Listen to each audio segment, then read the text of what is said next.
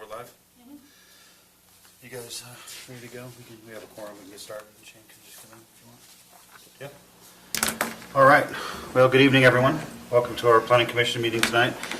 We're going to start with a word of prayer from Member Mayerly, and then if you would please rise and join me in the Pledge of Allegiance. Almighty Father, we thank you for the opportunity to live in this time and in this beautiful county, state, and country. We ask for your guidance and the wisdom and fortitude to implement it in serving our fellow Morganites tonight. We ask all this in the name of Christ our Lord. Amen. Amen.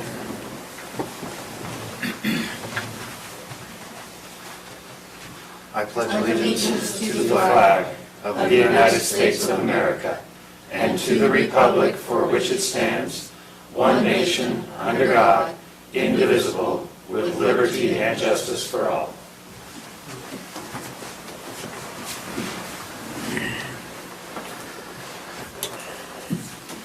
All right, moving on to the agenda for tonight. If no one has any objections to that, we'll take a motion on approving the agenda. So moved. Okay, we have a motion and we have a second here. All those in favor? Aye. Any declaration of conflicts of interest from any members of the Planning Commission for anything on the agenda for tonight? Having heard none, we'll move on to a period of public comment. For the public's benefit, I'd like to explain kind of what this is. So there is a public hearing slated for tonight. It's item number 6 on our agenda. Public hearing allows an opportunity for the public to speak specifically to that legislative item. The second item, or anything else on the agenda, is administrative in nature. So you won't have an opportunity to speak to it when we pull that up. So what we do is we open it up in the beginning for anybody to talk about anything on the agenda or anything else in the county that they want to talk about. So unless you specifically have something to talk about for item number 6, which is the rezone, you can talk about anything else now. So let's open it up for that period. I'll just ask that you come up. There is a microphone kind of flat up there. If you just state your name and where you're from for the record so we can capture your thoughts. And again, that's for, so if you have anything to talk about for Frontier Estates, now would be your time to talk, to clarify.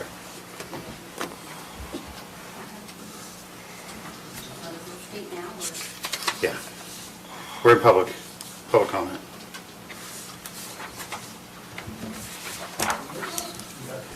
Sorry. All right, so I'll give you all the pictures that I'll refer to.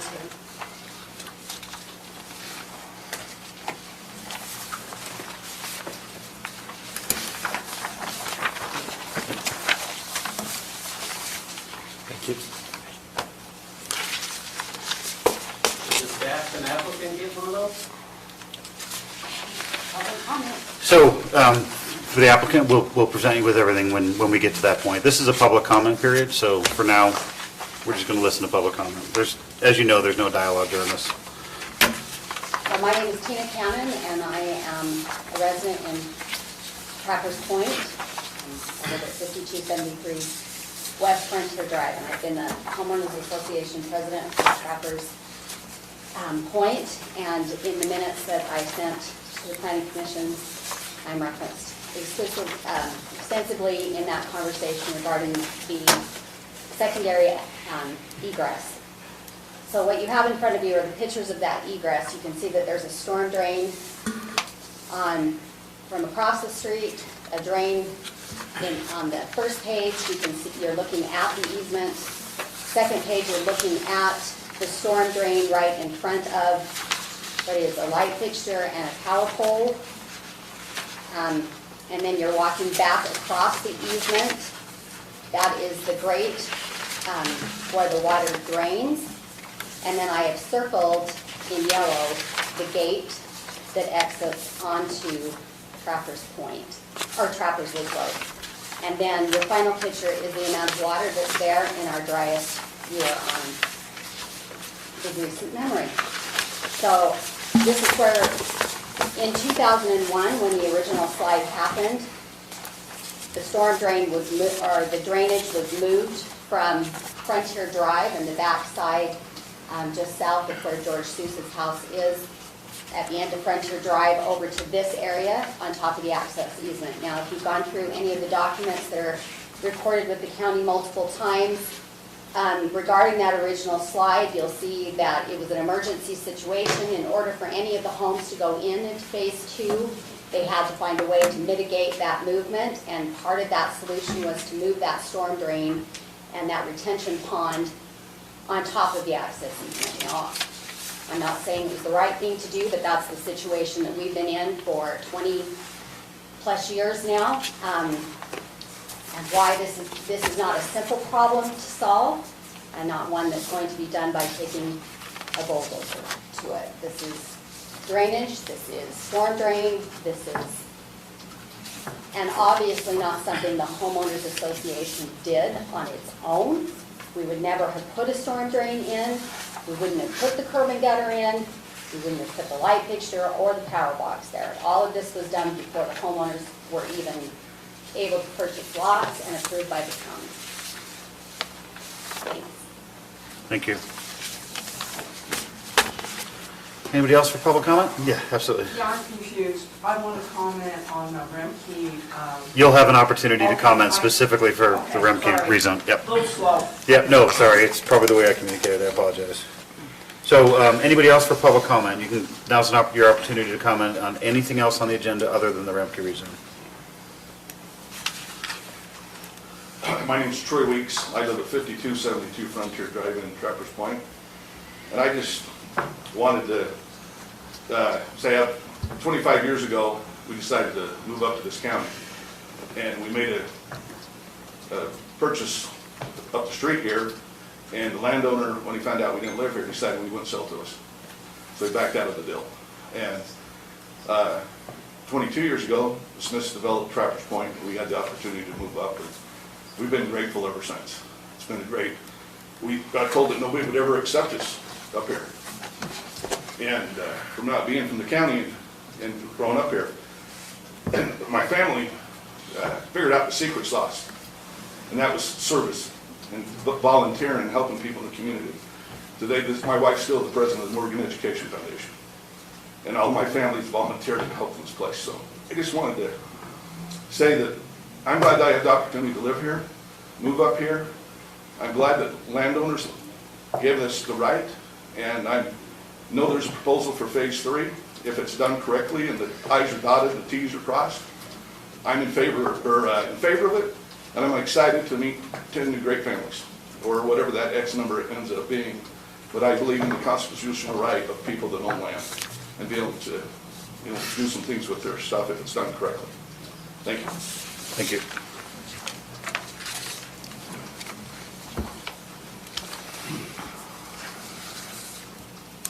Larry Parker, I live in Trappers Point also. I'm also on the HOA board. In reviewing these minutes of the Planning Commission, Troy was talking about phase 3. My understanding, this isn't phase 3, correct? This is a new development, not phase 3 of the So HOA. just for your benefit and everyone else, we don't have a lot of time to dialogue during this, but what we do is we write down your questions, and then during our discussion, Okay, we'll that's get to fine. them so you can That's answer good. them. So, my understanding, this is a new development, not the extension of our current homeowners association. There were several reasons given for not allowing phase 3 to go through. Some of those have been addressed with this new development.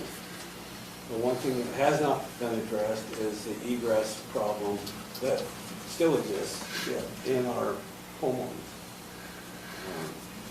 It was denied then because of that, and I don't see that there's anything changed since then, so. Thank you. Thank you.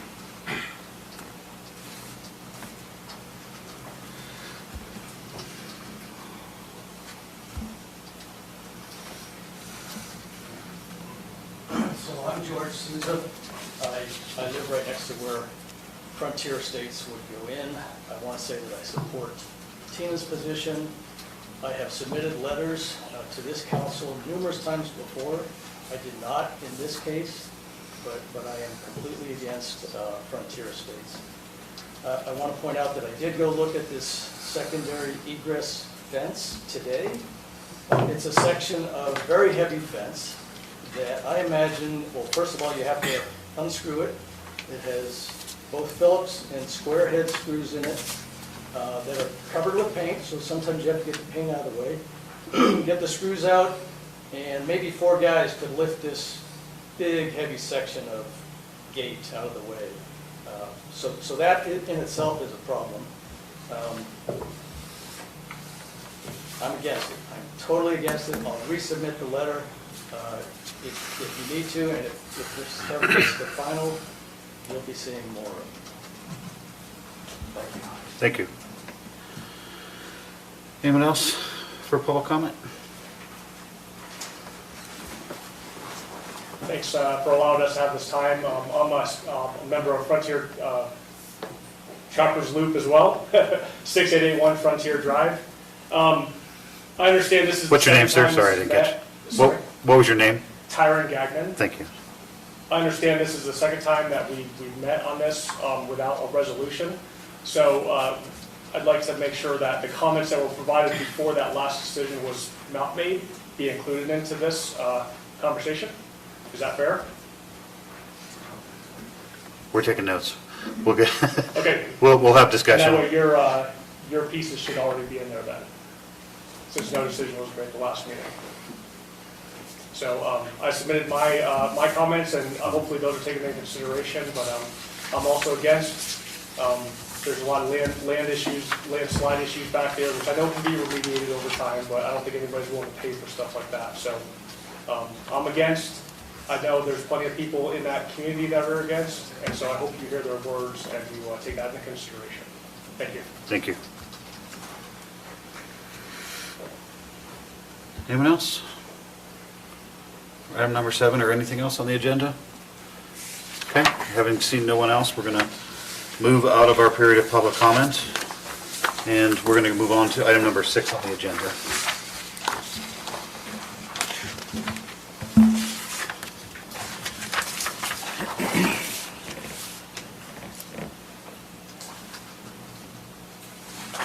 This application is for a rezone of 3.78 acres located at 2101 West Old Highway Road. The applicants are asking to rezone their property from A20 to RR1, 240 feet back from the center line of West Old Highway Road. They came in last year for a future land use map amendment, and that was approved by the county council on October 6th. And staff has reviewed their application and has found that it meets the future land use map and the county ordinance, and so we're recommending approval of the rezone. Any questions? I don't have any questions, just for clarification, this was the property, for our reminder, that we changed the future land use map on, right? And this is the rezone. Okay. What's the frontage across this? It's like 4 acres, so how much is going into RR1? So it would be 3.78 acres into RR1. Well, no, that's it, acre for the property.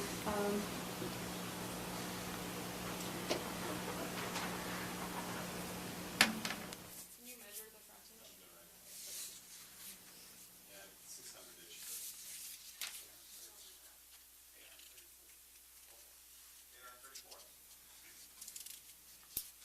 Is it down there? Kind of by where the old dump used to be?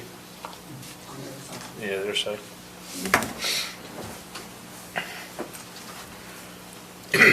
Any other questions for staff? No? We can hear from the applicant first if they wish to speak. We'll go into public hearing first. What do you guys recommend? You care? Public hearing first or applicant? Does the applicant want to speak?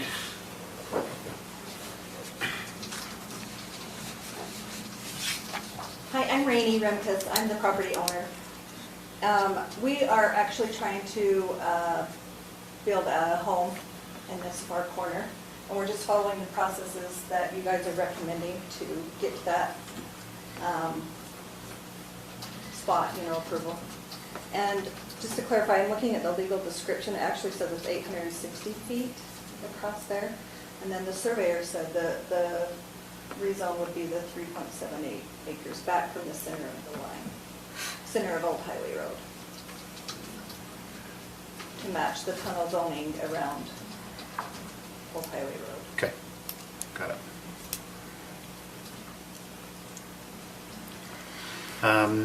Any questions for the applicant? Do you have anything else for us?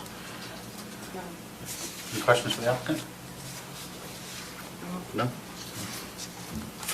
Okay, thank you. We're going to take a motion to go into public hearing on this. This is going to seem weird to people that don't do this all the time, but this is a legislative decision, so we have to go into an official public hearing, and that's why we have a time reserved just for this, because it's a legislative discussion. So having said that, do I have a motion to go into public hearing? So moved. Second? Second. All those in favor? Aye. Okay, so we're now in public hearing for this item on the agenda. So if you have any comments specifically about item number 6, you're welcome to come up and just tell us your name and where you're from, please. Hi, my name is Michelle Butler. I live at 1975 West Old Highway Road, just up the road. And I'm totally confused because how many homes are we talking putting on this piece? I at one time heard 3 homes. Is it 1 home or is it 3 homes? We'll have a discussion to, Okay, well, just yeah. some I heard. So you want to know how many homes, I guys? mean, if it's 1 home, it's no big deal, but if we're going RR1 and we're gonna put 3 homes there, I have serious concerns because you let one person do it, then everybody's gonna wanna do it. There's 67 acres across the road right there, and it's for sale. And if you let them put 3 homes or whatever it is there, then they're gonna wanna put 67 homes up there. And my neighbor right down next to me, he's got 5 acres, so then when he sells his, he's gonna wanna put 4 more, 5 more homes there. Okay? That's one of my concerns. Okay. I don't want to be Mahogany Ridge in North Morton. The second issue is the water. We've got a serious water issue in Stoddard. I don't know if anybody knows, but Lane Pence's well already went dry. Kelly Pence's well can't keep up with his demand, and he didn't even put in real grass because of it. I mean, everybody assumes that ditch right there is the slough. It's not. That is actually just an irrigation ditch that the landowners put there years ago to get that groundwater, because they owned everything right there. So again, okay, 1 home's no big deal, there's probably plenty of water for them, but again, this is not just today. In 2 years, 1 year, whatever, you guys decide you're gonna let everybody else start doing this, where are they gonna get the water? There's just this already issues, so appreciate it if you guys would think about that. Okay. Thank you. Thank you. Anyone else for public hearing on this?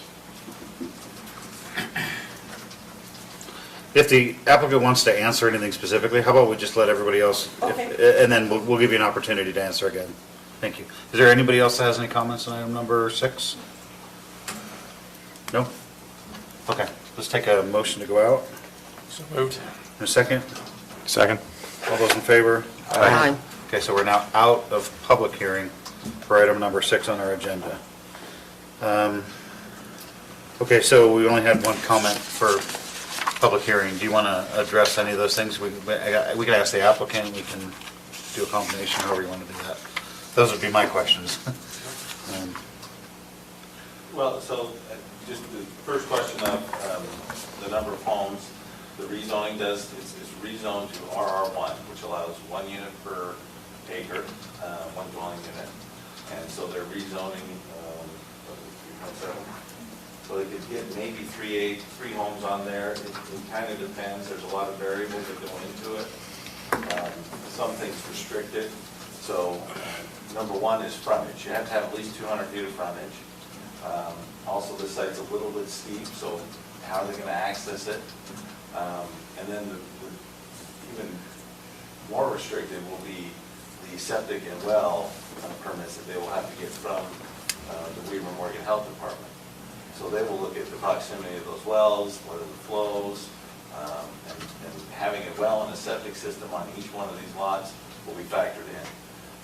So probably in most developments in this type of area, the minimum lot size of 1 acre is not really coming into effect. It's really, the minimum lot size might be, 1.75? well, 1.75. It's hard to say, because it depends on a lot of variables that they can look at. Maybe the acres is, maybe they can fit all that on each lot's 1.25 acres. That might work, but there's more work to be done. With the rezone request, what we're talking about is an entitlement for up to 1 dwelling unit per acre. So with the frontage and the other restrictions that are going in with the 240 feet back from the center line,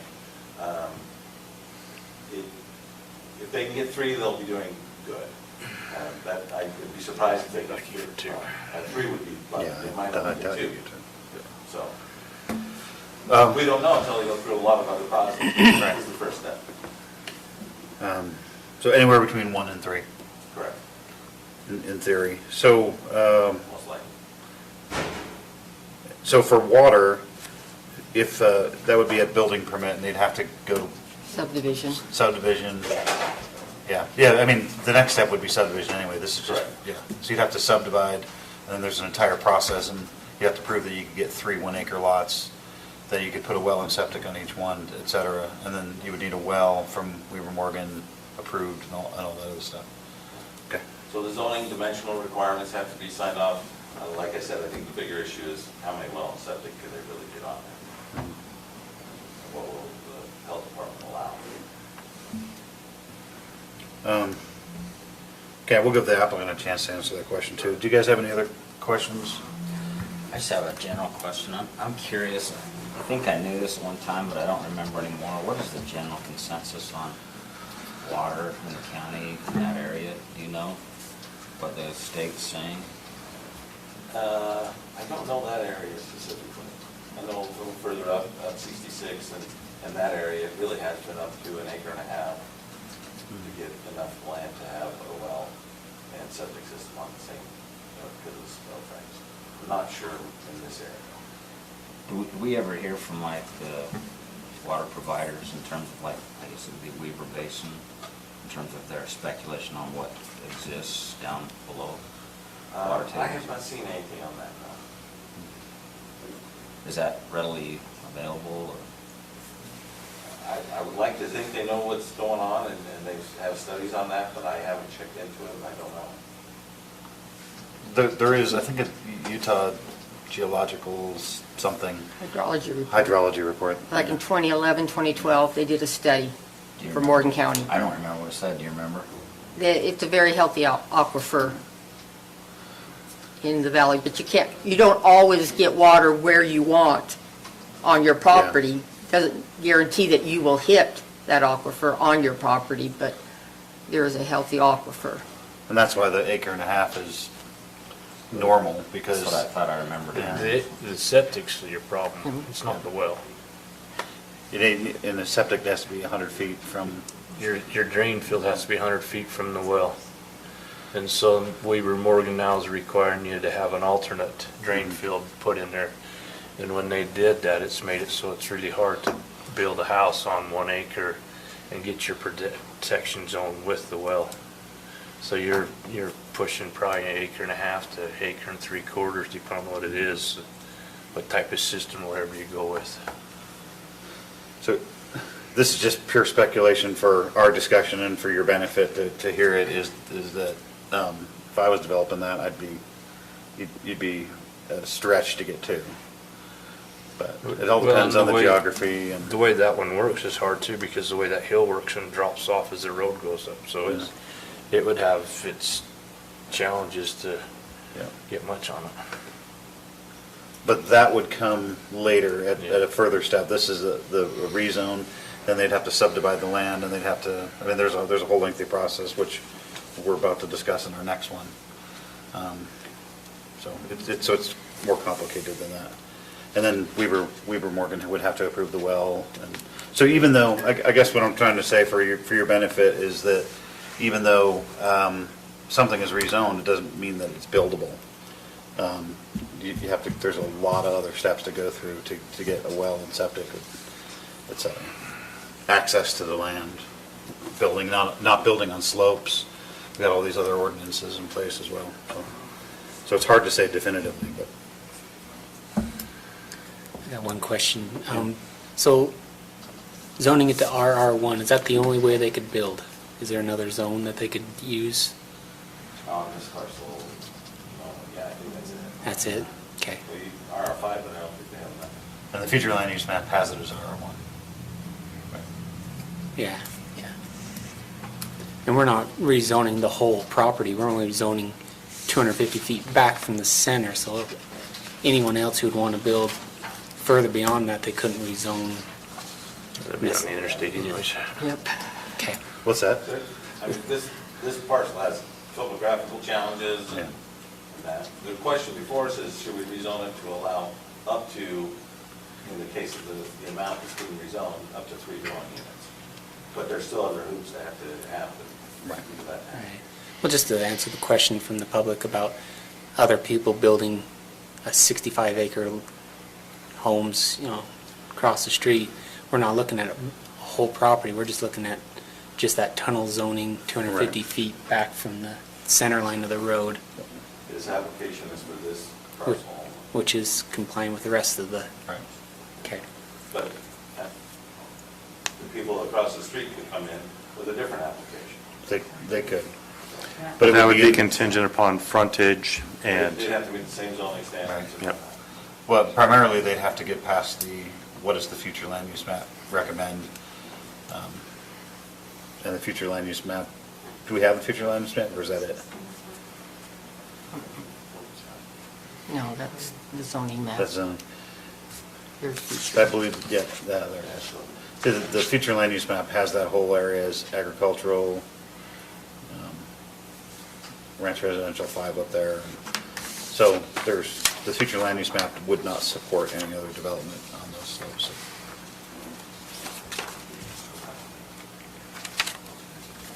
Hopefully that answers questions in kind of a passive kind of way through our discussion. But let's give the applicant a chance to answer that as well.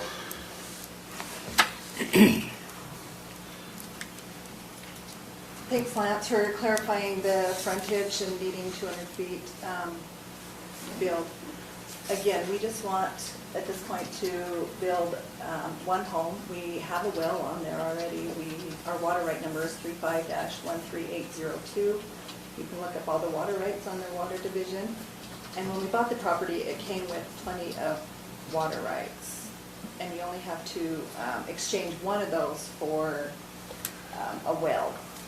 And that if we wanted to, that well could be shared because it's producing 50 gallons per minute.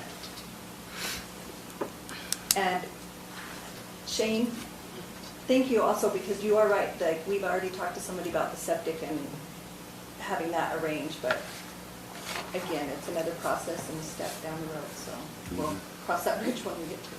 Yeah, exactly. It's another step. Okay, anything else for us?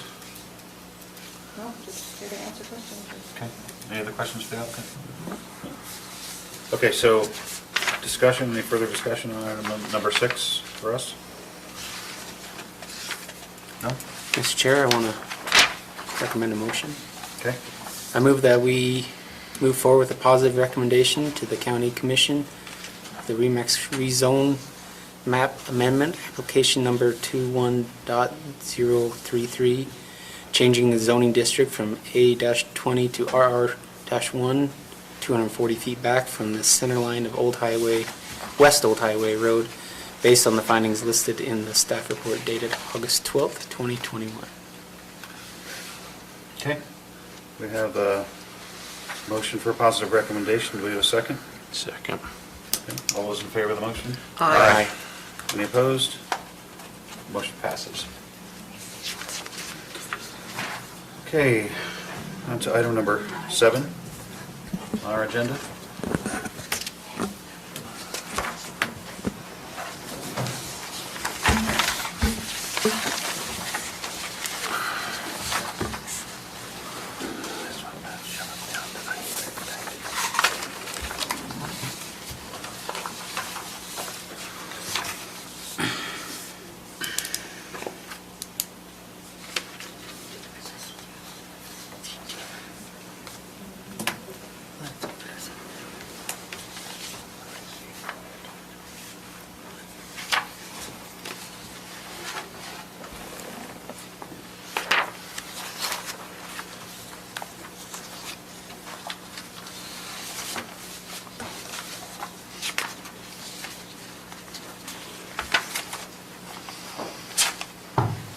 Good evening, I'm Lance, the planning director, Lance Evans, sorry, planning director.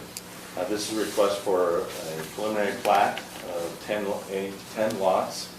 The property has gone through, in the last year, a couple of different elements. And it is, one, it's been rezoned. Part of the parcel happened to R120. There's two rezones from R120 twice. One for a little bit west and a little bit this area.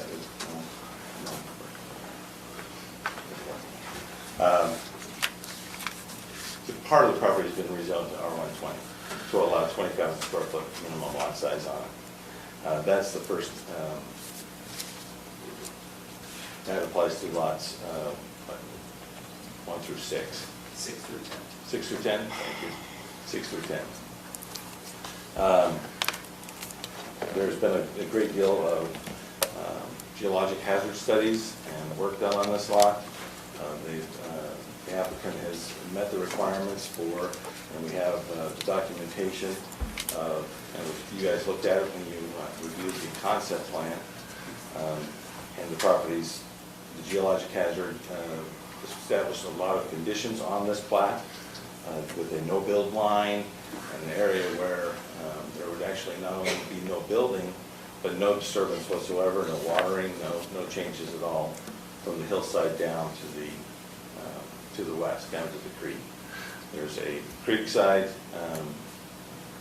plat note that requires that any development that happens in the creek bottom has to go through a stream alteration permit. We talked to the Division of no, it's not drinking water, Natural Resources, and they have, that is their recommendation that we have that. There's a plat note that addresses those issues. So it's gone through a lot of design and development, and staff believes that it is, recommends it for approval. This week we've been receiving some comments and some concerns from the neighbors. We heard a little bit of it tonight. I want to read some of these letters and just summarize them, but I'll say that there is, we received a letter from Brian and Lindsay Birch. They're opposing the Frontier Estates due to water restrictions and issues that are going on there. They're concerned about the geologic studies and identifying land instability. They're concerned about the landslide movements on the western portion of the end of Frontier Drive. They're concerned about the Trappers Point HOA has parcels of large open space that, well, they have a neighborhood park here, and then this open space is part of the Trappers Point Homeowners Association. That's private property, and they're concerned about the impact of these people using that land. And they're just concerned in general about the Trappers Point community on the overall well-being of that and the impacts of this development on them. We also heard from Tyron Gagnon, I think I'm saying that correctly, and he asked several questions in an email that I've given you guys all these documents. And I'm gonna go ahead and just say, here's his question and just respond to it if that's okay. Yep. So he was curious about the official position of the Trappers Loop Homeowners Association. And what we do is we send out a notice to 1,000 feet to all the property owners. So they should have received that notice, and they could have submitted just like everybody else, come to this meeting, or the homeowners association could have participated and communicated any concerns that they had. We haven't heard anything from the HOA itself. Let's see. We also would like to know, why was the last proposal not voted on by the committee? And we're continuing to entertain these items as a waste of taxpayer money. So the previous applications, we go back several iterations. Most recently, the concept plan that was, I can't remember the dates exactly, expired, and that was in the middle of the preliminary plat application, and it wasn't completed. So the applicant started over, and then they received their they submitted several months ago a conditional use permit, not conditional use, a concept plan, starts with a C. A concept plan, and that was approved by the county commission. Well, you guys recommended approval, and it was approved. I'm trying to remember the date.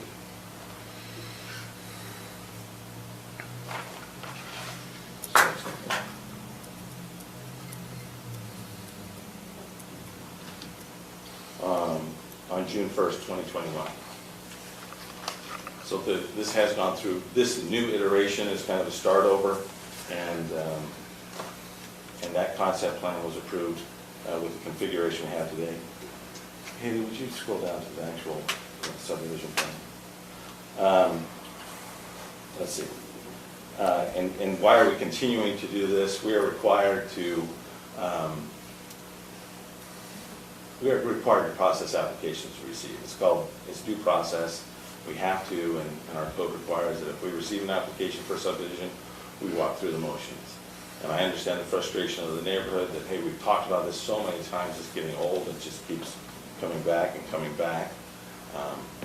We're required to review each application we receive and respond to it and evaluate it against the county code. So, speaking to the point of comments being added to this, so is that what you're saying, is that the comments from the last one was for a previous application? Is that Technically, yes.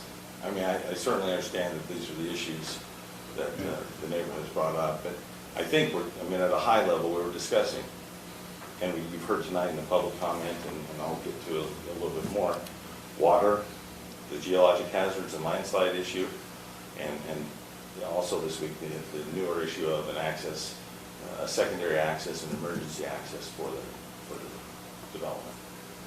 So we'll get to those and discuss those in time, just going through this. Mm-hmm.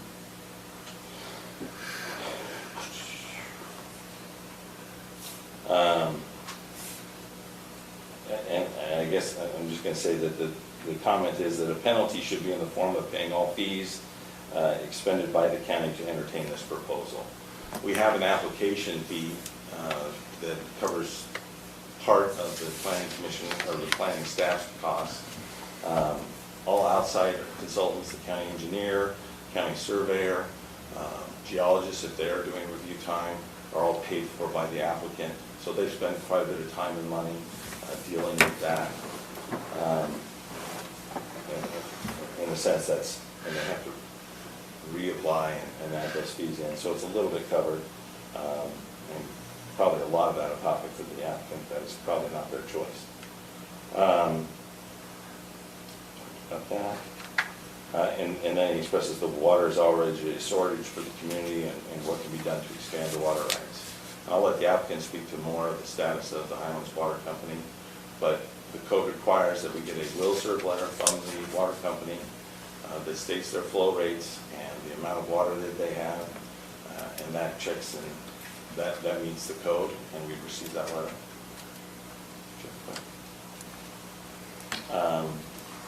And then a concern just about the internet. That's really not part of the subdivision process. That's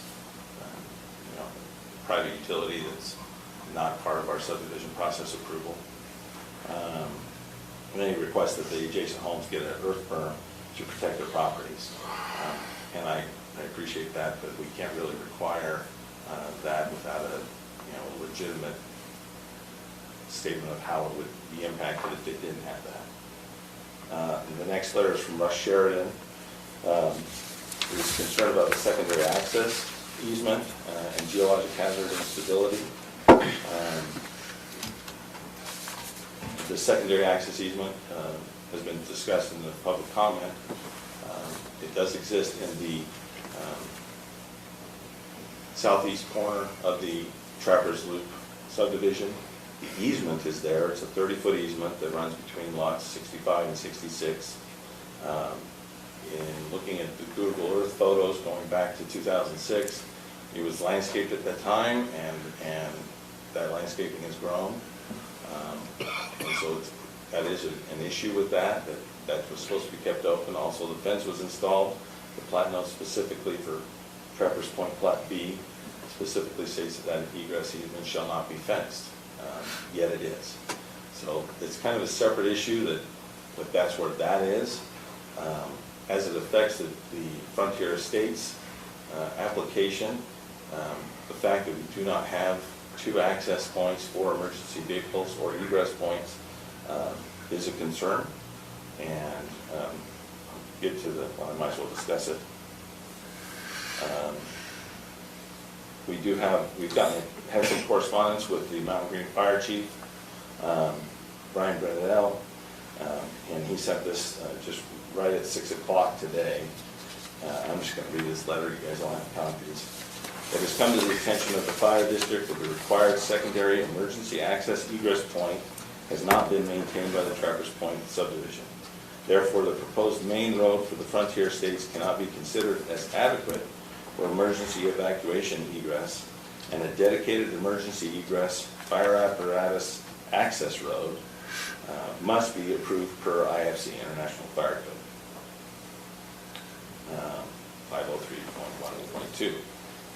During the recent road meeting with Mr. Kirk Smith and myself, where I approved the preliminary plat, I was under the impression that Trappers Point had an adequate emergency secondary egress, and Frontier could just tag onto that egress.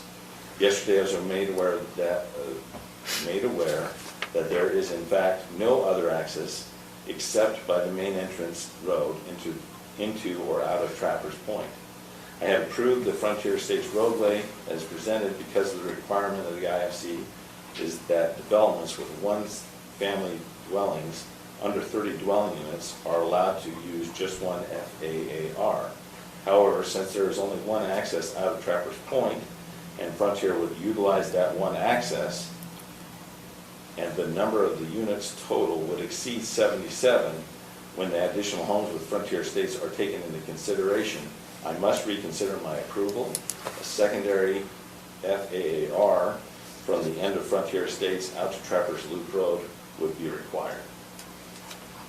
Initially, the fire chief had said that he was okay with it, obviously, as he alludes to in the letter. So I guess what that does is create an issue for us to look at and decide how to handle, and it's up to you guys tonight. We have several options. I think that is the biggest issue. The water is a concern that has been brought up. They've submitted a letter from Highlands Water Company that meets the code requirement. I'll let the applicant speak to that more if you'd like. We have a geologic hazard study and have put numerous restrictions on the plat that we'll be able to mitigate, and the geologists have signed off on that. This design of pushing the homes further back from the edge of the slide area. With that, I'll stand for any questions from. There was one more, you'd mentioned about the HOA representation, but we had someone that was on the board here tonight. They asked about this being phase 3. Can you speak to that? Yeah, okay, so it's not phase 3. To my understanding, this is the Frontier Estates. That is the name of this development. It does not tie into the Trappers Loop or Trappers Point development. It happens to connect off public roads, but other than that, it's not part of Trappers Point subdivision. Okay. Does the applicant have everything that's been presented to us tonight? They can look at it before? If not, I can give them my copies here. Thanks. Mr. Smith, do you? I don't have the photos. I have everything else. You have the letter? You want a copy of the photos here? I've seen the photos. That's all that's in that, is just the photos. Okay. Yeah, it was Is that- just the photos, yeah. You've seen the letters from everybody tonight? Yes. Okay. On the he's addressed, yes. I'm sure there'll be more questions for staff. Do you have any questions for staff right now? Anybody? I'm kind of curious, it kind of piqued my interest when you say this isn't phase 3, it's a standalone. Does that affect then, he's counting 77 homes? Well, I believe I would interpret his letter as saying that that one access point, he had made the determination that Frontier Estates was under 30 homes, and actually I forgot to bring up the sprinkler issue, we'll come back to that. But under 30 homes, so he was okay with it being a stub street. However, once he realized that there is no secondary access for all of Frontier Estates, and combined with Trappers Point, then, and that's too many homes to have one access point for the IFC. So he needs to get that addressed. That's my interpretation where he's coming from on that. So he could go up to 30 homes on one single access point. Over that, no. And now that all of Trappers Point and Frontier Estates is over, he definitely crosses that threshold and is concerned about that and would like to see a secondary access. So Trappers Point is over by itself? You can only have 30 homes, and there's more than 30 homes in Trappers Point? Correct, there's, Okay. well, and so we're looking at IFC language versus our language, but yeah, the IFC apparently draws that line at Okay. 30 homes on a single access point. Morgan County actually says 750 feet unless approved by the fire chief. So Trappers Point needs an egress because they're over 30. Okay. Separate issue. A separate issue, yeah. Could you, Is in the name of the association. I appreciate that, we'll get to that. You need to answer the question over the legal. So, can you do me a favor and show me where just go to the overview, and show me where that access road that we're talking about is? Or the easement, rather?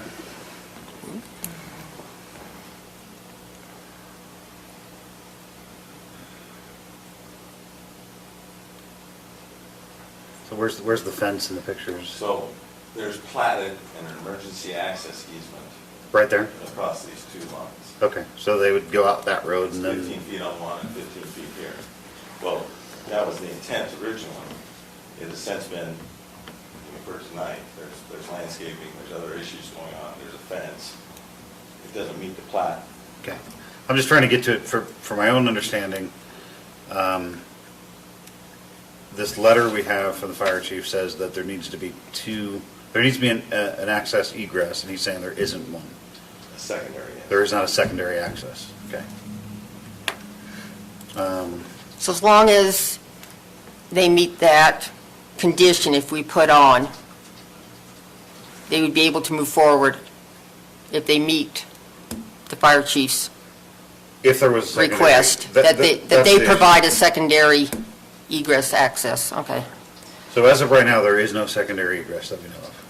That's what was... That was his There is a concern. legal one, but not an actual. It's not maintained. Not a It's there physical. that They can use, but there's a legal access, but that doesn't do any good if They it's got can't trees use and a it. fence across it.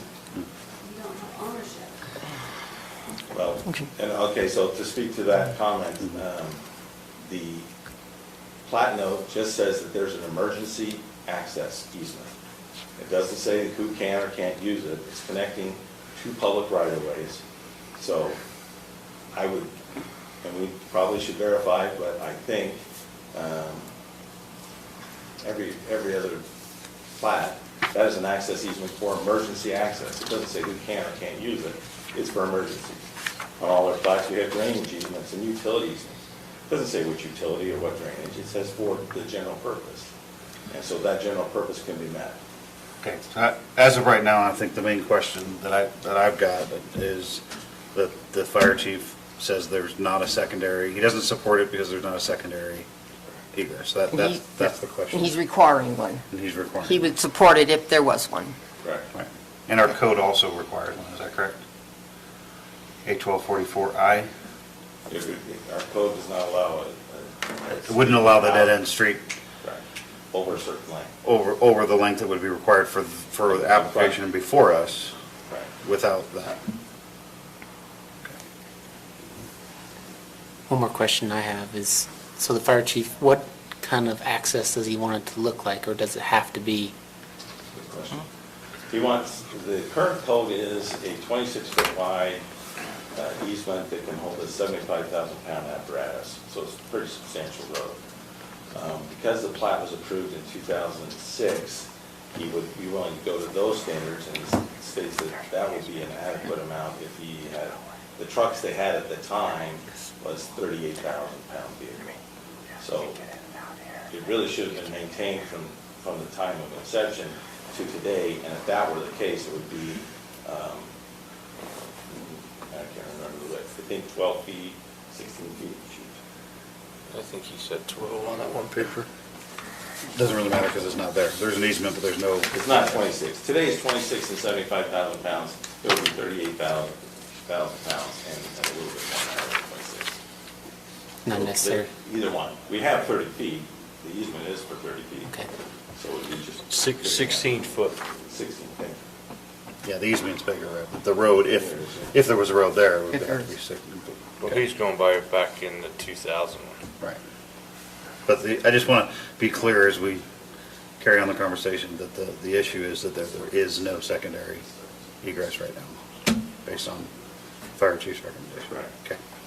Issue is secondary, absolutely. Okay, we haven't had a chance to hear from the applicant yet, so any other questions for staff? Did you have something else to say about fire sprinkler? Oh, yes, thank you. Oh, The other element that the fire chief was concerned about was the exact fire flow, because it is a dead-end line.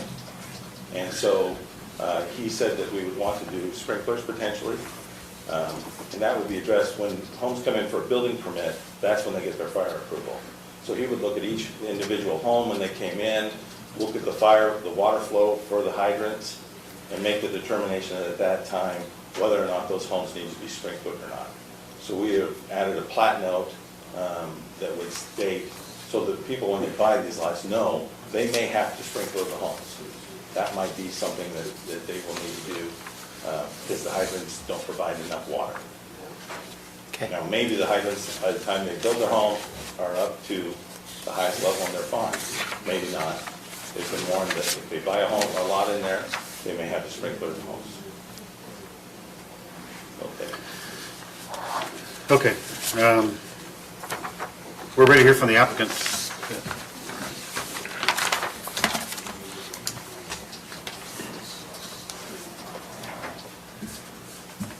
Good evening, Kirk Smith, Mountain Green. I don't have any issues with the initial staff report. I'm fine with all that. This snuck up on me this morning, so I've been looking at it.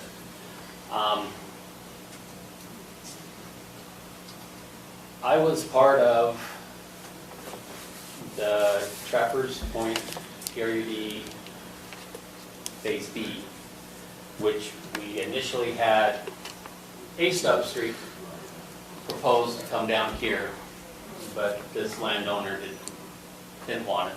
So we had to then do what we call a temporary emergency access easement, which comes down this property line to a point, and then all 30 feet goes over to this lot right here. So it has no access to this property. It goes out into the right-of-way, and there's the access that's paved. It's right there. So that's where it would come in. The retention pond that Ms. Cannon identified is right here, and it would not come into play with that emergency access. Why it never went in, I'm not sure. I sold the paper and wasn't part of the improvements with that phase of the subdivision. So, you know, I see there's a concern. Whatever needs to be done, we can address it. So, Oh, that's helpful, thank you. there, you'll see how this easement then goes out that way. So, you know, there are some issues with some trees. We got the homeowners association fence, but according to Mr. Weeks, there's a section that is easily lifted out, I guess, I don't know. But there would be something where they could access that comes up here, got more trees. You have a street light right there. So anyway, we could get the 16-foot that was the standard back then. My question is, when the county was inspecting all this, why was that street light allowed right there in the middle of that easement? Why was the power allowed right there? But it was, don't know why, but it's what we got. But I think we can still have an easement. That was never proposed to be a two-way or a quick route out to trappers. It was for emergencies. And so why it never got installed, why it was never brought to the attention, why it's not been maintained, to not have the vegetation that's grown in there. Could you put up a Google Earth image? Did you have that as well?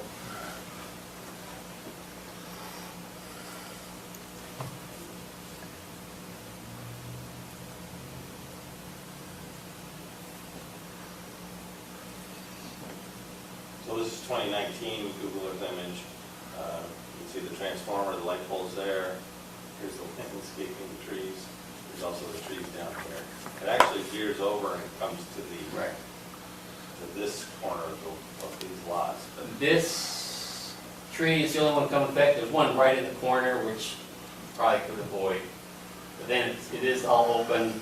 The retention's right there, but it goes from the corner where the hand is up to here. So you'll have that tree to remove, and there's some quakies there, and maybe some others that need to be trimmed back.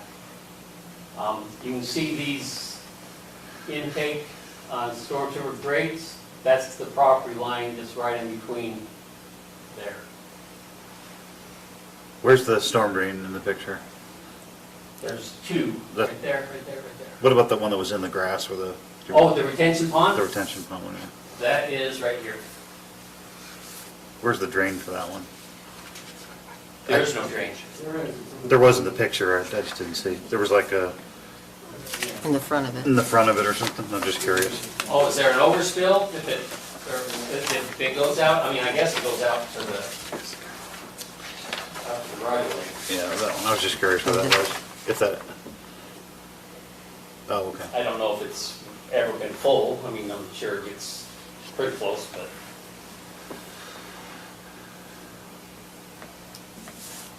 But I don't have anything else to add, other than, I want to move forward with this.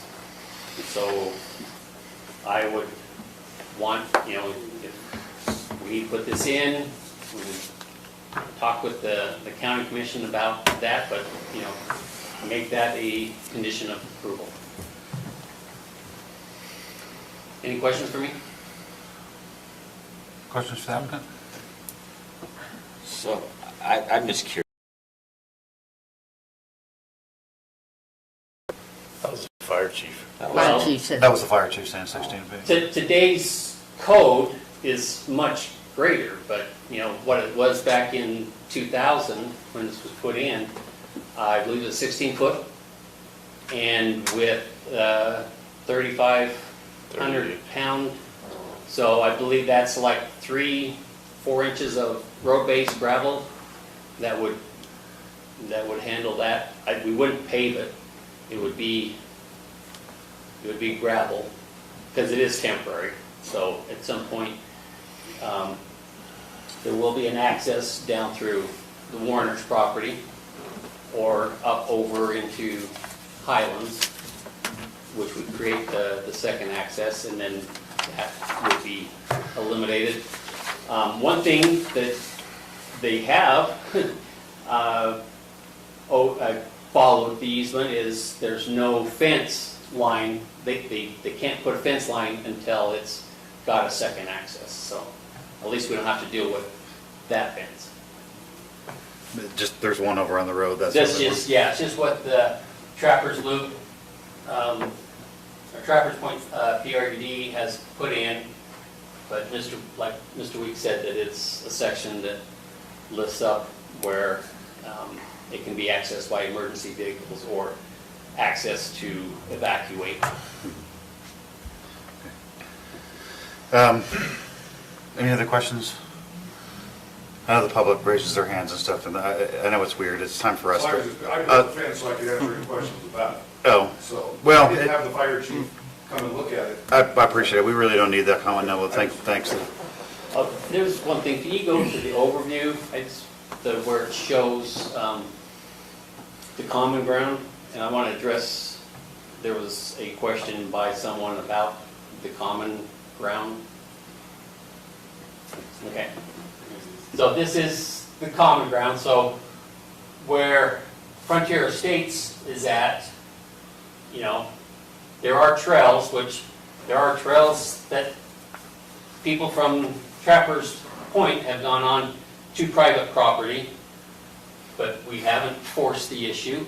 We've allowed them to access it. They don't have full access of that hillside, so, they can come directly from their homes right here and access that hillside. So, if the association, homeowner association wants to patrol that or fence it, they can do that. That address that issue. Okay. Thanks, okay, so, any other questions for staff, or are we ready to start some dialogue between ourselves here?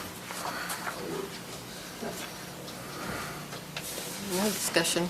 Yeah, ready for some discussions?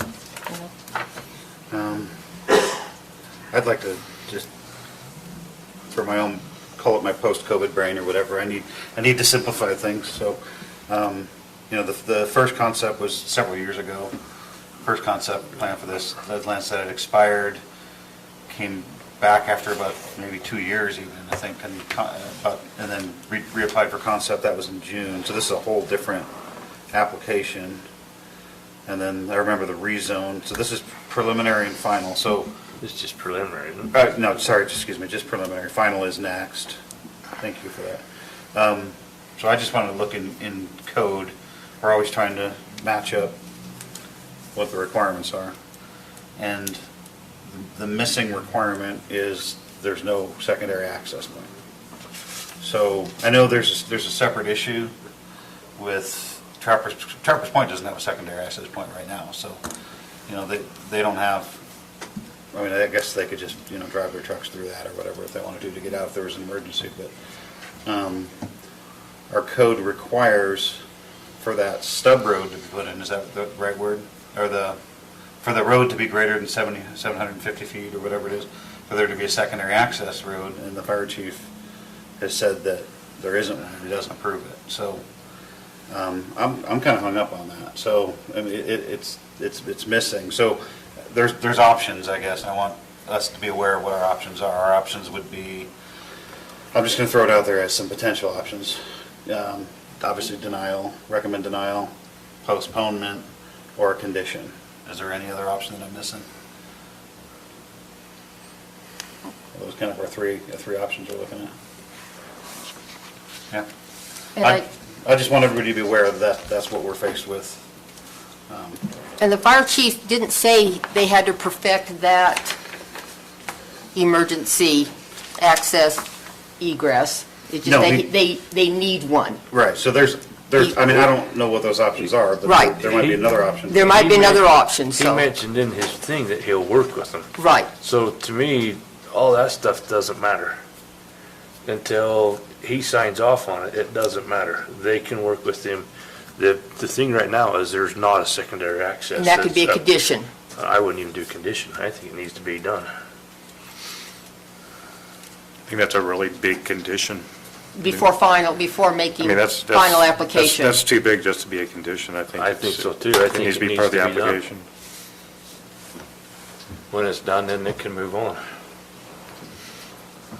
Well, normally you don't put in the infrastructure actually, before preliminary, It doesn't matter. In this case, it should be there. between preliminary and final. But the plat back when this subdivision was done should have had it in there. And even the developers putting the transformer in the spot, you can't put that on the county because Rocky Mountain comes and sets them. So that whole development should have, as the developer's doing it, should have made sure that that was maintained and Right. put up to work. But Trappers Point is completely different than Frontier Estates. But He needs his, Frontier- he needs, But an- Frontier Estates is accessing through Trappers Point. Unless they put their own. unless they put their own secondary Well, in. then he's fixed his problem. That's what I'm saying, it can be a condition. So I don't think it's conditioned. I think it just needs to be done. Or come and show us what he's gonna do. Okay. This side?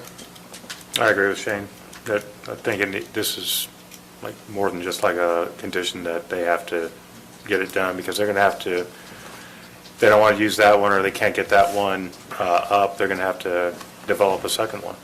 And, I mean, it's doable. No one's saying it's not doable, but I think it needs to be part of the application, not just part of condition. This is just a recommendation for the county council also. So, I mean, it'll go up in front of the county council, what, in 2 weeks? Or a week? 4 weeks. 4 weeks? Yeah, probably. Yeah, so, you know, the likelihood of all of this kind of getting done in a 4-week period is, I'd say, nil. So what is your proposal on Shane? Do you deny the application? and- I don't know how to do it because I don't think it's the right one, but I just don't think that we put it under condition. So why not just postpone it and let them work it out? Then that'd be fine with me. That's And I'm not saying I stop, don't but want a postponement, so don't even entertain it.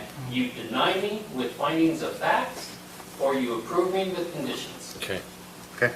I know. that's easy. Your thoughts? Yeah, I mean, it needs an access.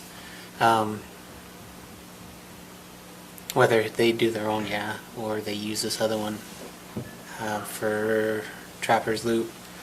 Yeah, my concern is, yeah, this one for Trappers has been in effect for a long time and it hasn't had access for a while, so, yeah, even in the I can't remember, the Google map showed, it already showed trees in the way and the, Yeah, that's a separate issue. That's not Right, for us so- to decide, but you're right. yeah, The access, I mean, the road needs to be there. it needs an access. Safety issue. Yeah, so it's definitely denial for me. Denial? They were talking postponement. He Oh, doesn't no, want that's it. right, sorry, excuse me. Brannigan. Okay. Okay, does someone want to make a motion then? Mr. Chairman, I move to recommend denial to the county commission, for the Frontier Estates subdivision preliminary plat application number 21.031, allowing for a 10-lot subdivision of land located at approximately 6750 North Frontier Drive in unincorporated Morgan County due to the following findings. Reference the letter from the fire chief that there is no second fire apparatus access road.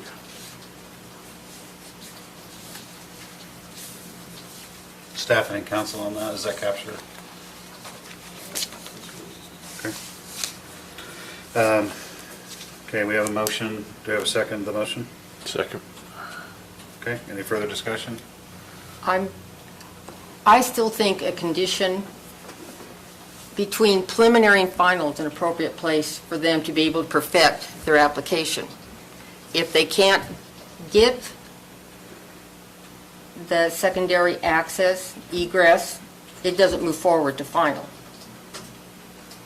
I don't see where the damage is done. You don't require, like I say, infrastructure before giving preliminary. there's still another step that needs to be done. This isn't final approval. They still have a lot of hoops still to jump through. But that's, Right, and I think the problem that we run into is we've had a lot of applications before us where we've said, hey, we're relying on the fire chief, or we're relying on other experts. And the fire chief lays it out here pretty black and white. He does say that he will work with them. right. But he also says that he is, I must reconsider my approval, a secondary FAR. I mean, I guess the way it's written, you could do it, but it just sounds like he's saying he's not giving his approval at this point. That's the way I read it. He just said it must be provided. And, But did he say at what stage? So I understand. right. I understand. To me, it's the same thing as the other subdivision up above it, that access should have already been installed, should have been there. So if we, And that's an issue for a separate discussion. I don't know how we even approach that, but we have none. But it's- That's not our. I agree, purview. but nonetheless, we're saying that we're not gonna make it a condition, or we're gonna make it a condition. It's the same road we've already traveled, is it not? No. How is it not? That one's not in. Someone dropped the ball on that one, That's what I'm and the saying. county did. That's the That's problem. what I'm saying. But so you're saying that infrastructure needs to be in before he gets final? On this one, No, I think we're saying is, if we just look just at this subdivision, it doesn't have a second access. Right. It needs to be provided. It needs to be provided. It's not on the plan. It's not even on there.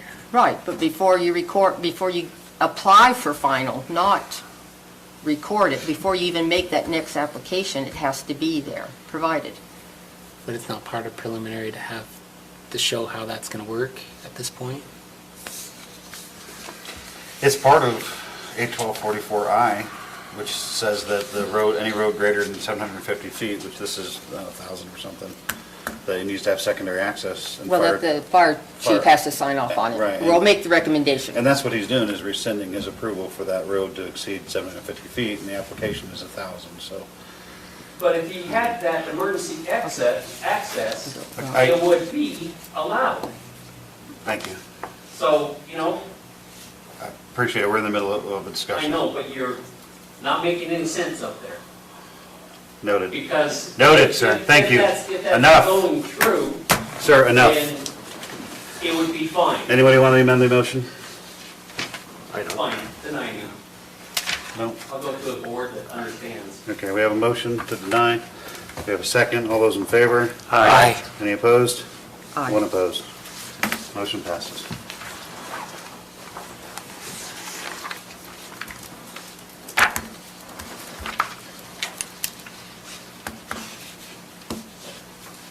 Item number 8 on our agenda.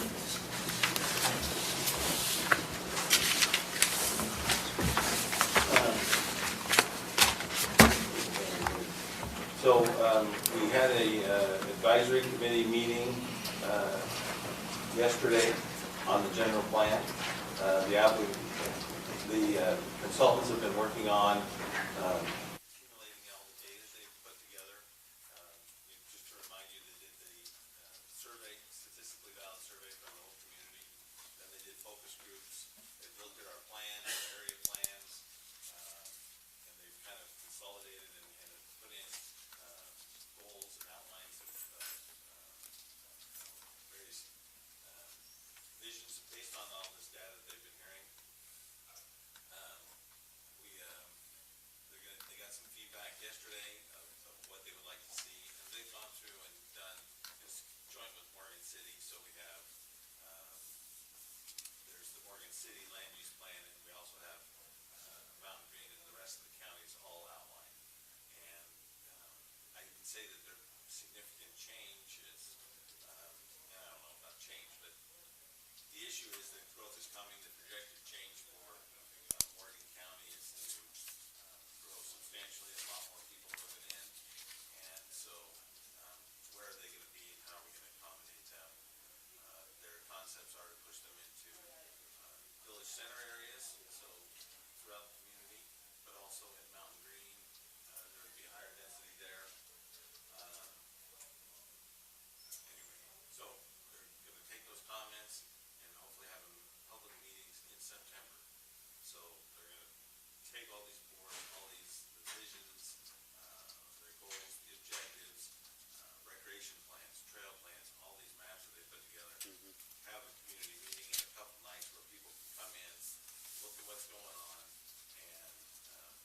What's the time frame for that?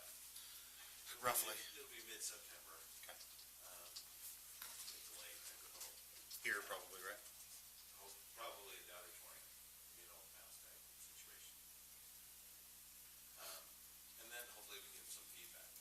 I guess that, my biggest concern, I think they're doing great work. I think it's great and nice.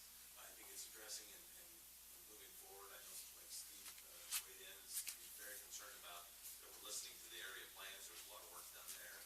And I think they've taken that seriously and incorporated it. But we're not getting a lot of public feedback to date. And so we have the feedback we have, but hopefully September we can get a lot more. It's not written in stone. I think, my hope is that once they get it out there, people can look and see how it changes and affects their properties or addresses their concerns. Oh, where are the trails going to be? Where are we going to do this at in the next 20 years? Hopefully that'll give the public something to respond to, and we can get a little more feedback. I hope we do. That's what we need to have. We're going to get to the county commission or the city council, and that's where everybody shows up and says, well, wait a minute, what about X, Y, Z? Yeah. We've been asking for that stuff for a year. So when's the targeted general plan, when's it targeted to be end, or, to be finished, published? So by the end of the year. So the September will be the big public meetings, and an opportunity for the public to weigh in there, and then they'll take that feedback and put together a draft. How soon could we see a draft? Just curious. I mean, like a Draft? pre-draft or some kind of framework or anything. Do they have anything for Draft it? would be October at least. Okay. The end of October, maybe November. But I think the outline, and Debbie, you've seen it, I think there's a lot to respond to there. There's a lot of ideas and concepts that they're going to clarify a little bit. I think we got some good feedback from the advisory committee, but stop speaking so planner-esque and actually talk like a normal person. But anyway, hopefully they can put that together, and we'll take that community feedback in September to boil it down to an actual plan. Okay, well, that's good. It's exciting. How is Morgan County, or Morgan City coming along kind of the same way, you think, or? Good deal. And I think it's been very beneficial to do it hand in hand rather than stopping at the city's boundaries. This way, you can see where the interaction's going to happen. Pushing a lot more density actually into the city itself. We don't want the higher density necessarily out in the county. We want it to be in the more urban environment with water and sewer systems. What about, let me see, we got a couple of other emails this week too. Training, what was that other one? So the Utah APA chapter, American Planning Association chapter, has their fall conference. It's in Salt Lake, Taylorsville, on September 9th and 10th. I can sign you up. The deadline's tomorrow to get that registration in for the early discount fee. Obviously, it's 2 days. It's a Thursday and a Friday. I know that's a lot to ask of you guys, but I wanted to put the invitation out there. County would cover the fee, the conference fee. But if you go down for a day and attend a few little seminars, I think it would be good. September 9th and the 10th. Thursday, Friday. You guys gonna be driving down? It's been years since I went to something like this, I but. won't have to drive down. I'll just drive over. See, last time they picked us all up at the dirt spot and drove us down there. Oh, yeah. Yeah. You just get chauffeured, yeah. If that'll get you there, I'll come pick you up. It's an opportunity. It's not a big deal if you can't make it. I just wanted to put it out there. And I think I sent you the email with the link. Look at it. If there's some sessions that sound interesting or like, oh, I could be beneficial. It's been a few years since I went, but it was like the first year I was here, and it was really beneficial to kind of get a broader scope of our roles and responsibilities, legislative versus administrative, et cetera, all that other stuff. I'm considering, as long as I'm in town. What about that compliance training? What was that? Just, Oh, that was. A mistake. Your It was just a employee, you had to mistake? do that. You Okay. had to technically Volunteers. So you Mhm. got, then that came up, I was like, well, wait a minute, these guys don't need to do it. So, Thank you for that. so I got you out of that, so you have time to go to the conference. I hate to bring it up mid-year, yeah, that's true, I hate to bring it up mid-year, but we are supposed to do our annual training still, that's still a Utah requirement. I keep forgetting about it, but we'll probably do it in December like we always do. Will you send that link out again for that? Oh, Why? We all have that annual Just do it requirement. monthly. No, I just send it in December 31st and just do it. we ought to Yeah, take let's it just at do one it of in our December. meetings. I did. We could. I No, did. it's, January, I like that. sure. How often do you like what Tina says? So you have everybody's certificate? I gotta do it. I gave you mine, I think you got it. Did you do it? I haven't I done did this it. year either. Oh, It's different this year than the year before. They changed it up a little. It's like really short this year. Real short, but they changed Yeah. it up a little, yeah. You have to pay attention. I can't fall asleep. I'm not opposed to Can't just fall running it asleep. here though, and we can just record that it happened too, and it doesn't take that long. I think they're on to us. Let's put it on the agenda. Actually, the next meeting, we've only got one application. So we could do it on the 26th. It wouldn't be that bad to do, it takes like 15 minutes, knock it out, the requirement's done. It is, it's really short, like I say, it's even shorter. Why not? Make it happen. If it doesn't work, if technology fails us, it fails us. Any other questions for staff? Anything for us? No? So no one wants the conference, right? September's not good for me. I don't know. I can maybe- I can't. I could do it later in the year maybe. If it's not a good one, it's not, some of these conferences really have a planning commission track, you know, where they talk about more of that kind of stuff that you'd be dealing with. This is more in you and your peeps, right? Yep. This is what? You and your peeps. Yeah. But I mean, I don't know who doesn't want more time with planners, but. A lot of bow ties, I imagine. Anyway, so, thank you, that's great. Okay, so if there's nothing else, we'll move on to item 9. So everybody got their inputs, and you got mine, right? Yep. Good. So if there's nothing else on that, we'll take a motion. So moved. Do we have a second to approve the minutes from July 15th? I'll second it. All those in favor? Aye. And So moved. second? Second. Oh, All those in favor? aye. Motion approved.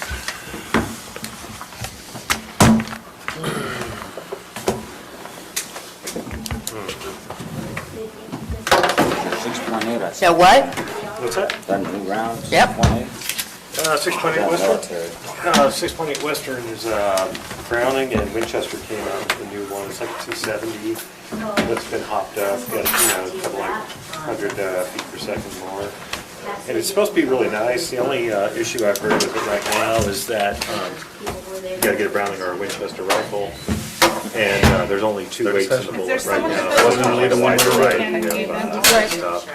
But frankly, I think they're just coming up with too many. All I do is facilitate. If you look at it, you've got like the 3 PRC, the 6.5 PRC, the 22, the 24, the 26. PRC means short guy. No,